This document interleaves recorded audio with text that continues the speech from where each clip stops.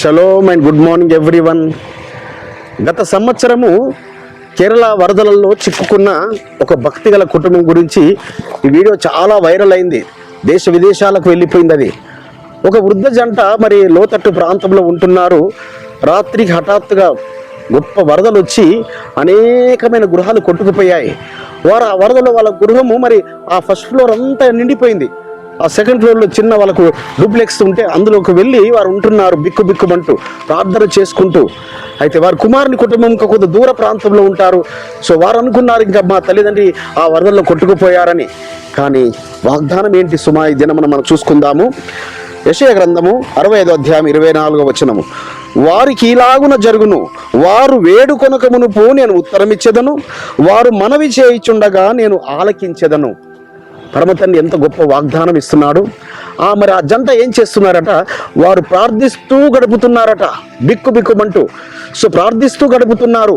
So అక్కడ వారి కుమారుని కుటుంబం ప్రార్థనలో ఉన్నారు, ఒక విశ్వాసంతో, ఒక నిరీక్షణతో.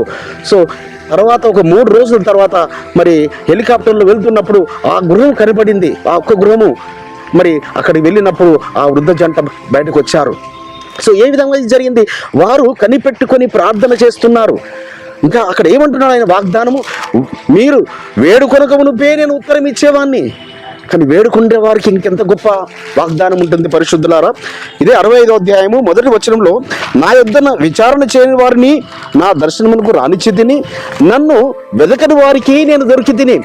వెదకని వారికే ఆయన దొరికేవాడు, ఆయన యొద్ద విచారణ చేయని వారికే ఆయన దర్శనం ఇచ్చేవాడు. కానీ ఎలో బిడ్డలారా, ఆయన యందు విశ్వాసం ఉంచిన నన్ను ఆయన మర్చిపోతాడా? నువ్వు విజ్ఞాపన చేస్తుంటుంటే వరదలాంటి శ్రమలైనా, భయంకరమైన వ్యాధులైనా, ఏదైనా నువ్వు మనవి చేసి నువ్వు ప్రార్థన చేస్తున్నప్పుడు, నువ్వు విశ్వాసంతో కనిపెట్టుకొని నువ్వు విజ్ఞాపన చేస్తూ ప్రార్థన చేస్తున్నప్పుడు తప్పనిసరిగా నీ మనవి ఆలకిస్తాడు, నీ మనవిని ఆయన ఆశీర్వదిస్తాడు. కాబట్టి సైంటిస్టులు అందరూ కూడా మరి రకరకాల వారు కూడా ఆశ్చర్యపోయారట. ఎలా ఈ గృహము ఎలా అలా కొట్టుకొని పోకుండా ఆగిపోయింది అంటే అది ప్రార్థనా శక్తి. వారు చేసే మనవి, వారు ఒక భక్తి గల శ్రేష్టమైన కుటుంబం అని అనేకులకు తెలిసింది, న్యూస్ పేపర్లో వచ్చింది, ప్రపంచమంతా కూడా విస్తుపోయారు. కాబట్టి అట్టి కార్యములు నీ ఎడల, నీ కుటుంబం ఎడల ఆయన చేయువాడు. నువ్వు మానక నువ్వు కనిపెట్టుకొని నువ్వు మనవి చేస్తూ ప్రార్థిస్తూ కనిపెట్టుకున్నప్పుడు అట్టి కృప పరమ తండ్రి మనందరికి అనుగ్రహించును గాక. పరిశుద్ధుడైన తండ్రి, అవును నాయన, నిన్ను వెదకని వారికే మీరు దొరికేవారు, నీ దర్శనంకు రాని వారినే మీరు దర్శించేవారు, ప్రార్థించని వారికే మీరు సహాయం చేసేవారు. కానీ తండ్రి, నీ కొరకు ఎదురు చూస్తూ ప్రార్థించే బిడ్డలకు ఎట్టి కృపను మీరు కలగజేయగలరో తెలియపరిచిన మాటను బట్టి మీకు స్తోత్రములు చెల్లిస్తూ నజరుడైన యేసు నామమున స్తుతించి వేడుకుంటున్నాం పరమ తండ్రి, ఆమేన్.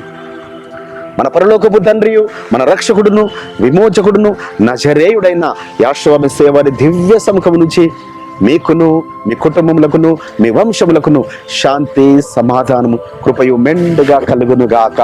ఆమేన్.